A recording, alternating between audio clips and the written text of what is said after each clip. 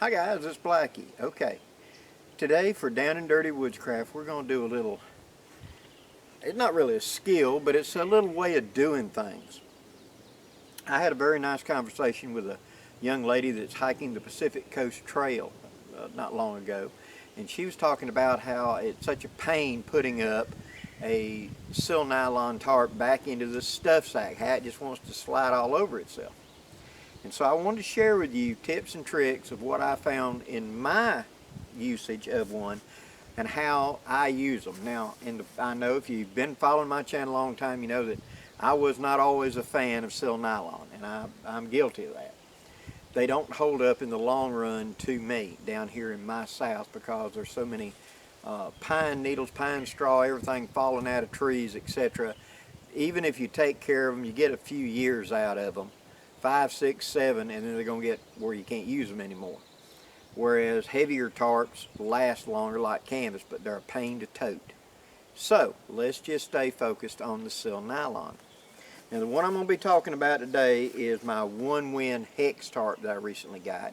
And I'll be doing a video Sunday talking about this tarp, going over my hammock you see in the background, because I got it as an idea to put with my haversack is a camping overnight with just a haversack idea. It's smaller, a little more compact than my big one, and I think it'll give me all the coverage I need. But let me share with you a couple ideas of how to put it in this bag, okay? Now first off, from this bag, and it will apply to things other than this product, okay? This type deploys from either end. You have a gather on either end that you can open up, okay?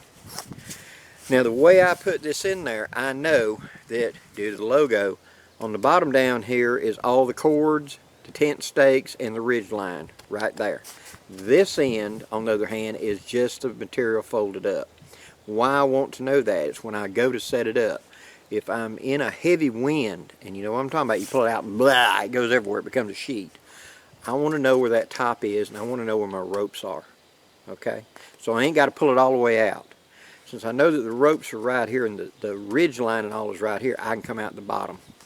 And that's what I'm going to do with this. Open it up, and right there in that separate bag, there's my tent stakes and my ridge line ready to go. Now this ain't blowing all over the place while I'm setting up my ridge line and etc. Okay? Now, as you can see, next up is all of the lines right there, and they're all captured. We're going to do an up close with that in a minute. And when I go to deploy it, it will just slide straight out, almost like a parachute, and fold out like I want. Okay? So let's talk about these gathered. Okay? It has a reinforced end on it, and then there's a small shock cord. I like small shock cords of good shock cord material. I don't like cheap stuff. I've seen guys talk about using hair braids and things. They snap too easy. If I can't do that and put like 50, 60 pounds of pull on it, But I want to protect my tarp. So if a sudden gust of wind, and down here in my south where we've got such storms, you can get 70, 80 mile an hour wind all at once. It's 30, 40 mile an hour wind, and then that front line gets right over you, and suddenly it's 70, 80 mile an hour wind. It just doesn't last 20 minutes. But it's very intense, downdrafts and things like that. And I want my tarp to have that shock ability rather than tear. I want it to give a little. Next, there's this little keeper on here that you squeeze and it slacks up. That allows me to pull out my guy line. And it goes through a little dog bone that allows me to adjust. Now, for these, and these I have tied on the end, a bowline on every one because that will lock into the notch of my tent stake. Let me show you that trick right quick. Okay, now here's the tent stake that comes with it. It's one of these little triangular ones. Like I've talked about, I use a spent shotgun shell to be able to push these down in the ground and save my palm. They've got a little hole in them, they got a little cord in them. What I'm going to do is I'm going to take that bowline loop and I'm going to go through the cord, and then I'm going to go over the whole stake just like that, and then lock it into that loop just like that. That's the way I'm hooked. That way this is not out flopping around in the middle of nowhere, and it's hooked solidly. That stake will not be vertical, it'll be angled like that, so it's locking into those notches. Okay, so that bowline's got a loop right there. I can stick a toggle stick into that and pull this out of the ground if this sucker went through a root or something. So I got a way to pull it out without sacrificing that little line, because it's going through a hole in a piece of metal, and they punch those holes. So it may or may not be sharp enough that if I had to pull that stake out by putting a stick through there and pulling, it may cut that cord. This way I've got my bowline loop I can hook a stick to and pull it up and out. See, got it? Real simple. Now, little leader, and then you're going to have a couple of loops. Now, let me show you how to put these loops on and why I put these loops on this way. Let me get the whole thing just pulled apart here, and we will start from scratch. Okay? Here's the long end that's going to go down and hook to the tent stake. Here is my dog bone keeper. Here's my adjustable piece of cord. Once this is under tension, if I lift up, this will slide and allow me to let it out. I can also pull this and pull it tighter. Okay, so I've got a quick adjustment right there. Notice there's a little loop right there. I could hook me another little line up there to lift it, but I can grab it with my fingernail easy enough. So therefore, now to put the cord up, I take and pull it about a hand's up, and I wrap it around my fingers. Notice I'm catching both lines. Now when I get up here, that short piece that's out of the top adjustment in this case, I'm going to wrap over and make sure that as I wrap, I bind it up. I want it kept in that group. Now when I get down here where I've got about, oh, that much, a little bit more, about that much, I'm going to come up here and I'm going to do this. I'm going to slide it off my hand. I'm going to squeeze it flat in the middle. I'm going to take my line, I'm going to roll it over, and I'm going to make a loop. I'm going to put that loop over the top. I'm going to pull it, snug it up. Do exactly the same thing again, second time. Make a loop, roll it over the top, snug it up. Third time, make a loop, roll it over the top, snug it up. 3 half hitches. All right, that keeps that together, right? Now I'll take that last little bit and go around. And now, due to this bungee arrangement, I put it through that bungee, and then I squeeze that keeper and slide it up. And that cinches it up and keeps it from going anywhere. So all my lines are already hooked, easily deployed, and are not in the way when I'm putting this thing together. I'm not going to end up, you know, getting them all kind of tangled up around me and everything else. And that's the biggest issue whenever you're trying to set one of these things up and you got your lines already attached, is the lines want to drag and hook onto everything. And you're trying to fight wind. You got a 40-mile-an-hour wind wanting to blow it away like a sail, and you're trying to fight it. This cuts that down. Okay. So say I'm in a high wind.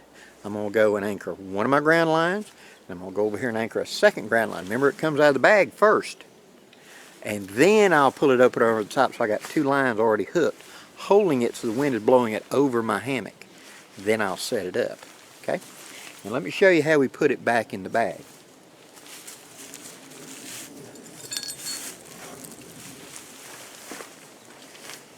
Okay, I'm going to gather up my ridge line that I made up and my tent stakes. Put them back in the bag. As you can see, this little nylon wants to blow away in this little breeze. Sorry for the wind noise, guys. Close it up. Make sure it's kind of streamlined and that ridge line, everything is together. And there ain't no knots in there. I got a shotgun shell top in there, make sure it's laid flat. Okay, now I've got my bag that's got the logo, so I know this is the top, this is the bottom. I want the top closed up. Put a half hitch up there so it doesn't walk past it when you start pushing.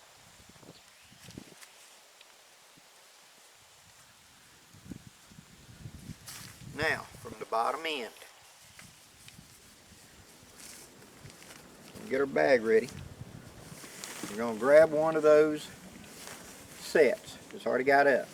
Now I'm just going to simply go down the line, and whenever I hit a point, whether it's got a guideline or nothing, I bring it up here to my hand.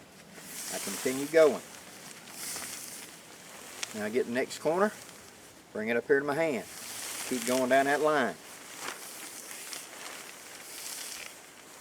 Next.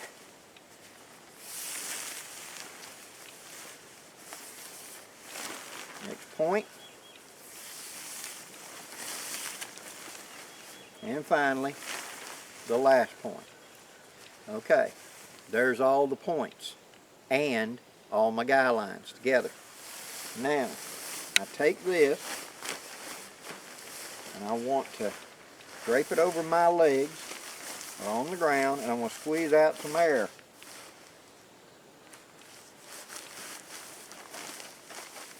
Get up here at the top. I'm going to take my bag. I'm going to do this. Now, why did I put all them lines on the end? So I know where all my lines are. Also, if right now I'm sitting here trying to do this in the wind, I can put a weight, my pack or something on that to hold those ends down so it doesn't flare up on me. See? I'm also got it across me so I can do like this and squeeze the air out as I go. I now start stuffing it into the stuff sack.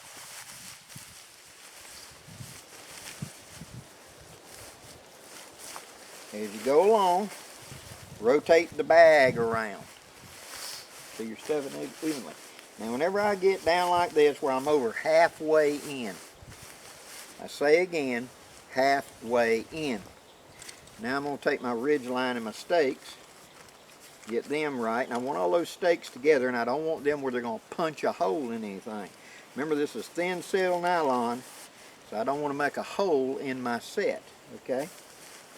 Now I complete stuffing it in there, rotating it around as I go.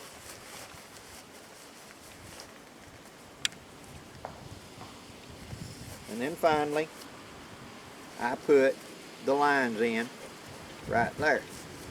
And I cinch it up. See, I got company coming.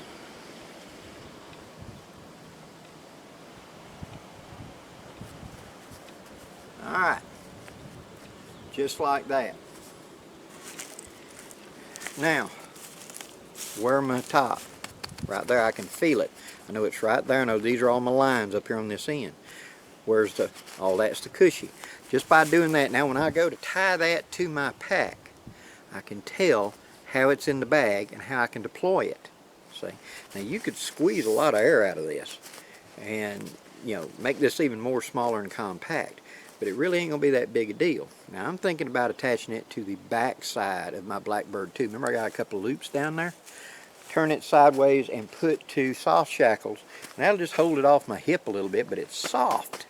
So it'll just be a little extra padding off of me. And therefore I'll have the other. Now I'm going to show you that rig up Sunday. I'm going to show you how I'm going to carry all this on my haversack. But my haversack is going to have a sleeping bag or blanket. It's going to have a hammock, and it's going to have a full shelter on it, a full tarp. And that's going to be just on the haversack. That way all I got to do is add a little bit of food, and I'm good. I already got water or whatever on my belt, etc. So it becomes a shelter set for doing an overnighter. And I'm planning on doing an overnighter fairly soon with it, before it gets just so bleeding hot. Today, right now, it's 91 degrees, 85% humidity, and the heat index says it feels like 98. It's not hot yet in Alabama. Hope you enjoyed this, guys. If you have, please hit that like button before you go. And until next time, I'm Blackie, wishing you safe journeys. Have a great day, guys.